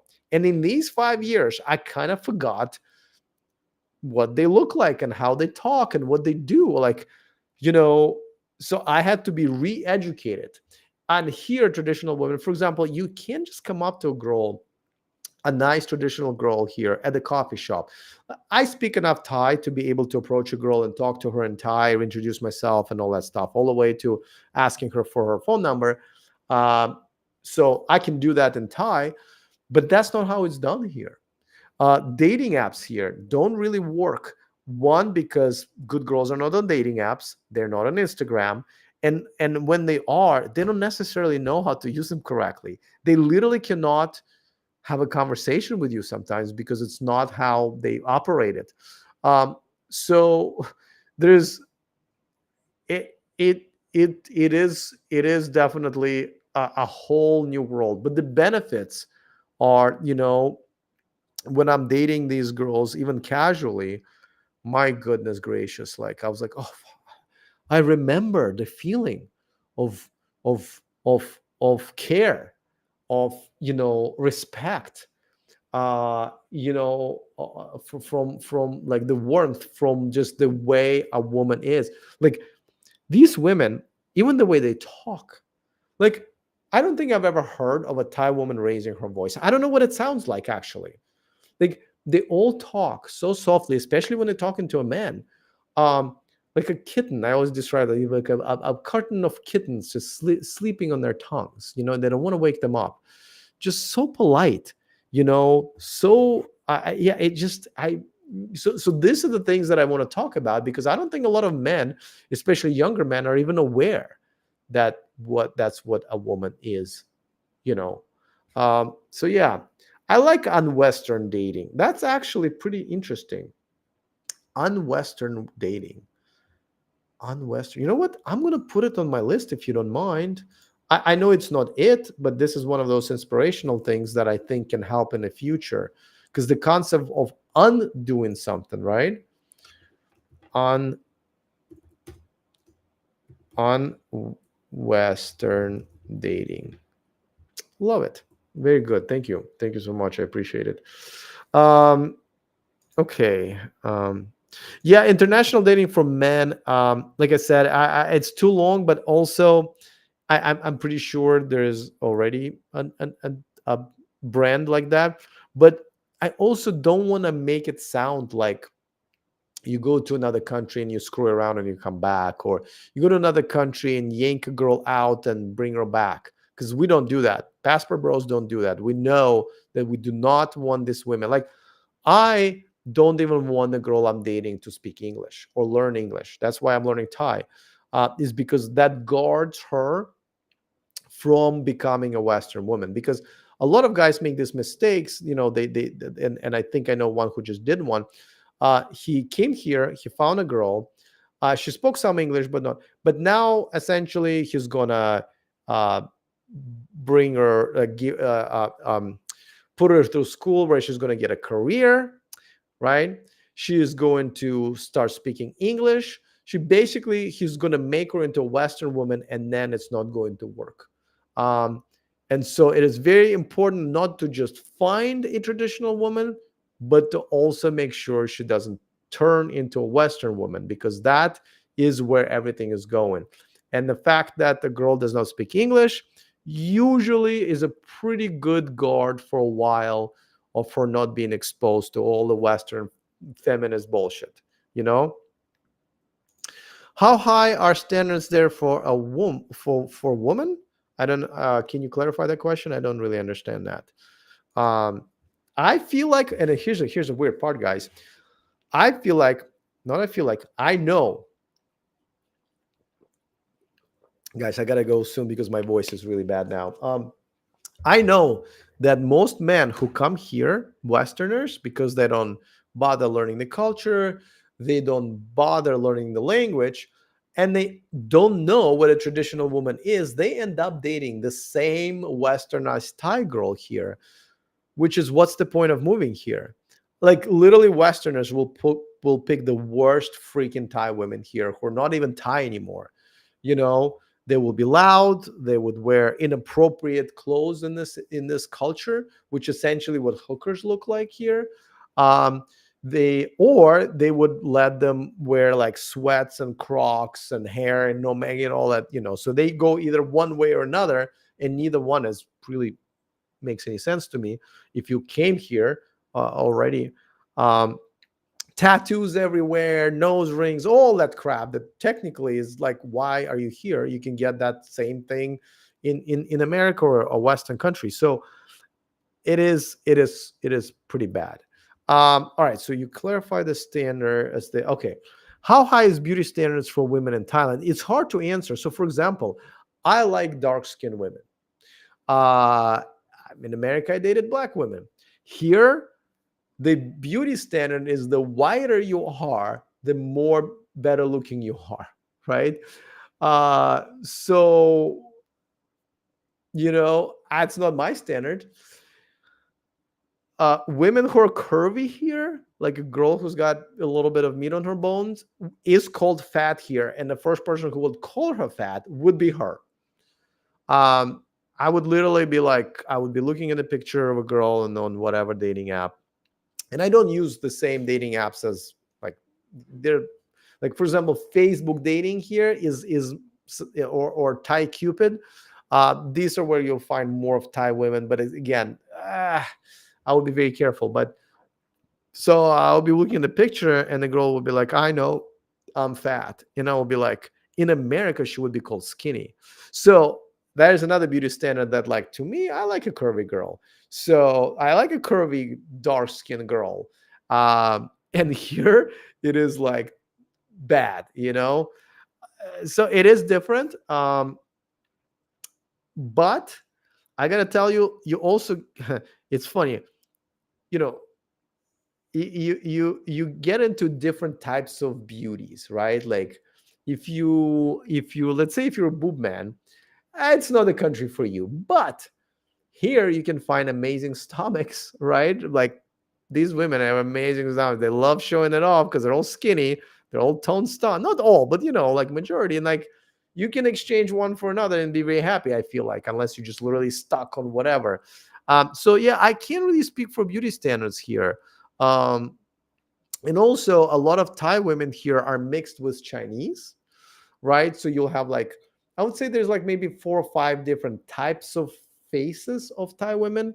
And then there's even more when they're mixed with Chinese. And there's just like Chinese um, uh, women and people who just born here. So they're Thai, but they are Chinese, like not nationality, but how would you say it? Ethnically.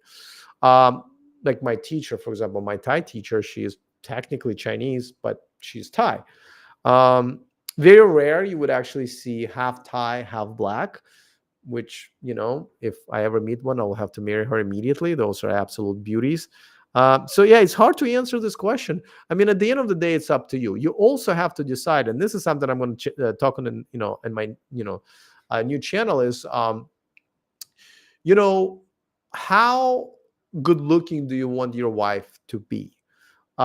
Because things have changed. You used to be able to, if you're a good man, you didn't have to be amazing looking, but you could have other qualities that would attract a very attractive woman, right?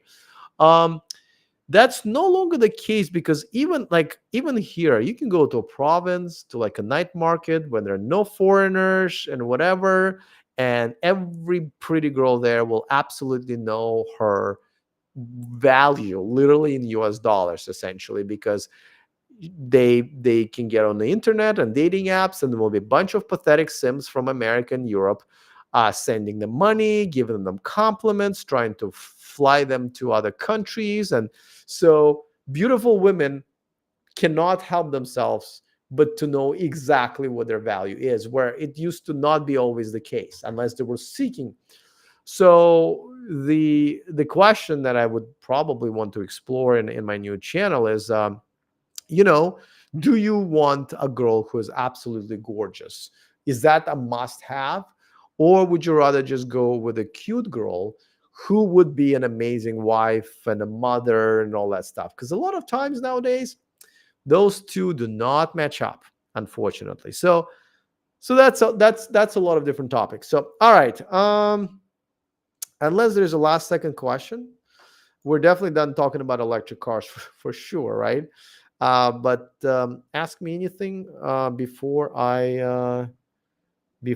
I get this, because I still have my Thai homework to do, and a couple of other things. My Thai homework does consist a lot of times of watching Netflix in Thai, which you know can be interesting, but if you don't understand a lot of stuff, which I still don't, can be a bit of a task too. So, but that's what I'm going to do. Okay. All right. Well, look, it looks like, oh, okay.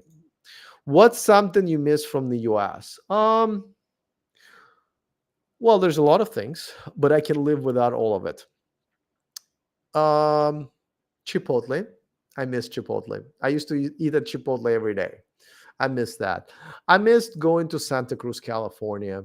It's been such an amazing place for me to just go there and have a day to myself. To me, it's the best place on earth. Like if I ever get like, I don't know, some deadly disease and I was like, oh, I have 6 months to live. I uh, I'm gonna move to Santa Cruz, California. I absolutely love it. Um, Barbecue ribs, good barbecue ribs is not a thing here. Uh, Obviously being able to speak to everybody, right? And I'm getting better at it. Like, I mean, I can approach and have a quick conversation with almost everybody at this point. But, like I'm on a soccer team where I'm usually one of the few foreigners. And there are some of my teammates that I've known for over a year now, and I can't have a conversation with them yet. Some of my friends' families that are Thai and don't speak English, I know them. I got to know them very well. I would love to have a conversation with some of their members. So it yeah, I miss that. Obviously, I miss my friends. I miss my friends a lot. In some other places, like I used to go to this jazz club in Oakland, California called Jeffrey's. That was just such an amazing cap to my week. Places and people that are in my life. I don't get to see them anymore. I haven't seen my mother in a year and a half, and she just turned 78. Um, so, obviously I miss a lot of things, but I don't miss having shitty healthcare where I cannot see a doctor when I need it. I need one. I don't miss having to carry a gun because the crime is so high and the police department is defunded, like it was in Oakland. I don't mean people being rude and disrespectful to one another. I don't miss Western women who don't need no man, who essentially mainly turn into some sort of a version of a hooker where you have to pay for their time and for other things, one way or another. I don't miss that. So, yeah. But there are some things that I miss. I'm not gonna lie. Like next year, even if I don't get flown out, which probably won't, to America by one of the sponsors or whatever, I will probably, you know, go to America myself, probably in spring because I don't want to see my mom. I want to see my friends. I want to see Santa Cruz. So I do. RP says Chipotle poisoned people so many times they started sending prepackaged food to the restaurants. Listen, they haven't. I don't. They haven't poisoned that many people. And when if you look at the investigations into Chipotle and I think Taco Bell, I think it came down to people not washing their hands and not their food being bad. As a matter of fact, Chipotle is one of the best food for the price, especially. It's not GMO'd. The farms that they contract with are all farms that are certified to treat animals humanely. I said no GMOs, no MSG, and I think there was another thing. Oh, it's gluten free also.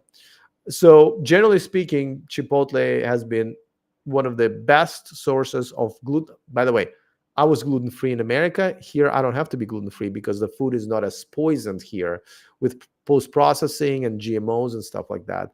So Chipotle was one of the most delicious, affordable, and healthy food that I could have in America. Oh, we want to talk about electric cars all of a sudden? All right, fine. Can Cybertrucks float in open sea? No. As Elon claimed, as a matter of fact, if you're going to start sentences with blah, blah, blah, blah, as Elon claimed, the answer is probably no. And was commented by now you know. I'm assuming you mean that. I don't even know what that means, what they were commented. RP says Chipotle, they haven't poisoned that many people, says Alex Guberman. Yes. I mean, meaning I think the number of people that actually they poisoned, not to death either, so you had diarrhea for a couple of days, it was like 7, you know what I'm saying? So that's not too many people. Like I get food poisoning here once in a while too, but a lot of times it could be me not washing my hands, food not being washed properly or cooked properly or whatever. But that's just part of life. I have never been poisoned or even had an upset stomach after Chipotle, and I've eaten at Chipotle. You guys probably think I'm kidding, but I'm not. Every single day, sometimes twice a day. Do you have a car in Thailand? And if you do, what car is it, or would it be? So I don't have a car in Thailand, and this was part of the things that I wanted to change about my life. I wanted to, since you have a clean slate, right? I wanted to get rid of anything that gives me any type of negative feeling, stress, or whatever. So and driving is one of them. Driving a car and owning a car is one of the biggest stressful negative chores that I've had in America, which maybe means my life was pretty good, but it was. I don't want to have anything to do with it. I don't want to own a car, worry about the repairs, worry about accidents, worry about insurance, worry about the cost, worry about the garaging or the charging. None of that. And I don't want to drive the damn thing either. I want to get from point A to point B in essentially a robo taxi, except for my robo taxis are all driven by amazing Thai people. Okay. So, and I want to do my own thing. I don't want to worry about traffic or somebody cutting me off or honking or somebody scratching my car. I don't want to worry about any of that stuff. I want to be on the back seat, either on my laptop, sleeping, talking on the phone, doing something fun, something good for my life. Driving a car is a waste of time and money, and I didn't want to do it anymore. So, but if I could have one, it depends on how much money I would want to spend, because, like, if you buy a Mercedes here, you're going to pay twice as much as you would in Germany or America. Um, Realistically, probably BYD Seal. It's a gorgeous car. It's got everything you need. It's very, very, very cheap. It's like 30,000 American dollars. So probably would have that. You know, what are the other ones? Oh, there's Avatar. The Avatar is beautiful car. It's a Chinese car. I would get that in black.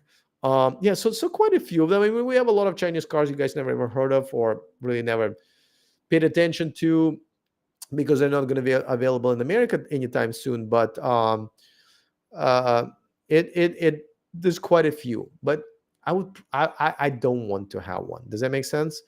What's your favorite Chipotle order? I always got the same thing. So let's be actually right away. So it was a bowl. Now I used to get it with the chocolate milk, because chocolate milk is good for people who do regular exercise. That's the best way to hydrate your body. I know it's weird, but it is chocolate milk, and you can look it up. And but then one day their chocolate milk started tasting really, really bad, because I guess they changed vendors. So I stopped. But my order was always a chicken bowl with white rice, a little bit of corn, a little bit of sour cream, um, no beans. Sometimes I would get guacamole, because they have great guacamole. Just a pinch of the fajita mix. And honestly, I think that was it. That was a very simple chicken and rice thing, which I enjoy here as well. Yeah, so that was always the same. As a matter of fact, a lot of times in Chipotle's that I would frequent often, I wouldn't even have to uh, tell them my order. Like, they would already make it as the line moved and I got to the counter. So uh, RP is not wrong when he says Alex is sounding like a Tesla fanboy for Chipotle. I am, and I've totally realized it. But at the same time, listen, it is true. The way they source their food, the way they source with these farms, absence of GMO, and you gotta say it is quite affordable.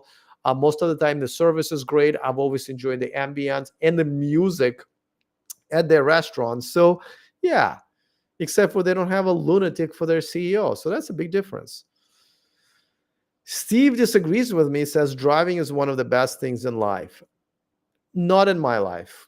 I did enjoy it when I was younger, but honestly, it is a chore. In America, it was definitely a big chore and it wasn't pleasant. And like I said, I enjoy being driven in the backseat of the car. Sean says, any experience of BYD song? No, we don't have that here yet.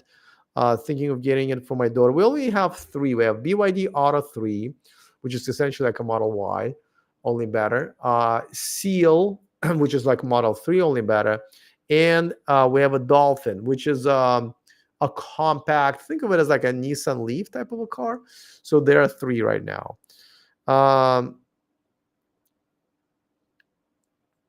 Yeah, no life experiences with that. Sorry.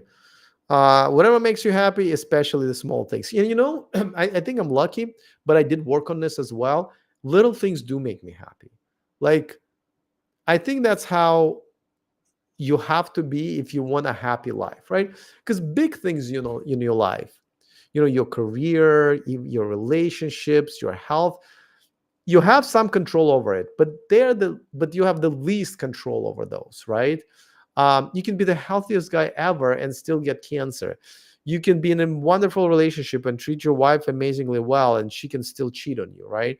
Um, you can be a great asset to your company and be a hard work and everything, but the company can still go belly up and you'll get laid off. Um, but the little things you have pretty much full control over. Like me going to Chipotle was like one of many highlights of my day, and it was pretty much guaranteed, right? I had a full control over that. And just like I do now when I get the meals, like every time I walk out of my apartment and I go like, oh, I have 5 amazing choices that I can go and have delicious food at right now for like almost $0. Which one do I want today? And there will be the kindest, amazing people serving it to me, you know, and I get to practice my Thai. Uh, so I like that, I really, really do like that. Even watching hockey, like my team sucks right now. My hockey team sucks right now that I watch, but I still learn how to take pleasure in, for example, seeing how the new player who just was called up to play in a major league, how he is developing and what new skills he's showing and new, blood that he's bringing to the team, even if they lose. So it is about little things. Yeah. Um, I'm not moving overseas, but some of this is about joy and life and has me thinking about what I'm going to do in the retirement. Listen, some things I think you have to consider in terms of where do you want to live. To me, crime was a big problem. I don't like guns. I really don't like guns, and I carried one with me all the time. I did not like that. And just generally speaking, like just because you have a gun, it doesn't mean you're not going to get attacked. You conceal carry the gun, right? So nobody knows you have a gun. Um, so it's not like it's fending off anybody, right? Especially in Oakland, I'm walking around as a short white guy in glasses. That's a target. Not gonna lie. Um, so safety is very important to me. Healthcare is very important to me. I'm older. Whenever I have a problem, I want to be seen very quickly. Sometimes within 2 hours, you can see a doctor here, a specialist. I don't want to go bankrupt over my visits, and I want good doctors and good equipment. Uh, and these hospitals, they like the one that I go to. My God, it looks like a hotel. Each building has a floor with restaurants. Like it's amazing. So those things are important, and just basic respect from people, not just to me, but between each other, it's very important, and that's very much missing in a lot of places in Western countries nowadays. So how do you make a living in Thailand other than social media? Well, social media. I also have property in America, so collecting rent. And I also have a portfolio of the investment, like mutual funds and stuff like that. So I'm an old fart, so like I have different income sources, but also don't forget. And again, I'm not a CPA or whatever, but there are foreign income exclusions which you enjoy when you live in another country, because essentially up to a certain amount you don't get taxed by your state, obviously, but even a federal income tax you don't have to pay in certain situations, in certain in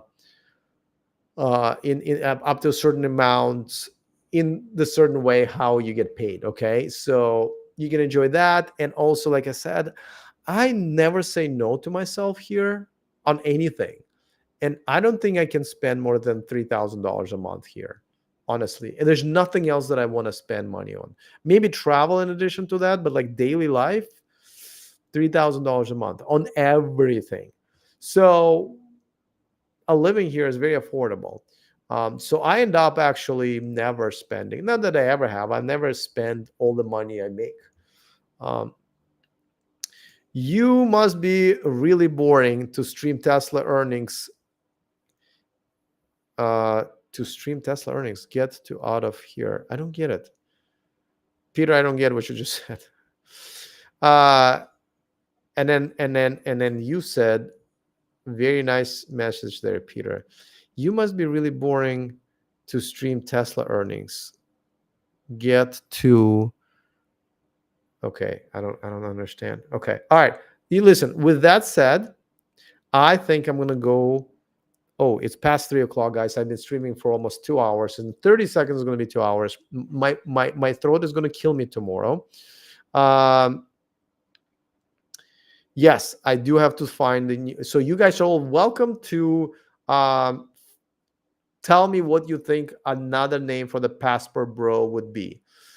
Culture dating, again, I see where you're going with that, but it's just not, I don't want to say good enough, but yeah. Anyway, listen, my brain is like shutting down, and so is my throat.